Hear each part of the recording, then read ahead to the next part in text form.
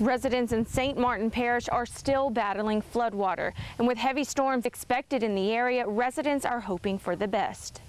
Floodwaters continue to cover St. Martin Parish. I thought it was going down yesterday when I woke up this morning and seen all the water. Now I'm starting to get a little worried. Wondering if we're gonna have to get out of here or not. Brennan Boggs lives on Lee Champagne Road. He has to walk through waist-deep water just to get to his home. Hip boots, waders. We got a little boat next door that we ride around in. And he also has seen some unwanted guests. Yeah, we've seen quite a few snakes, a few alligators, but we're used to that.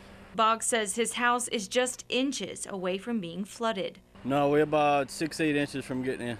Boggs says he is hoping to keep the house dry, but as for other belongings... But my shed and everything's all flooded, all our lawnmowers and four-wheelers, everything's all flooded. Boggs says dealing with a flood is unfortunate, but says he and his family are making the best of the situation. Oh yeah, we're making the best of it. Kids are having a blast next door. It's a mess, but we're having fun. Reporting in St. Martin Parish, Carly Lang, KLFY News 10.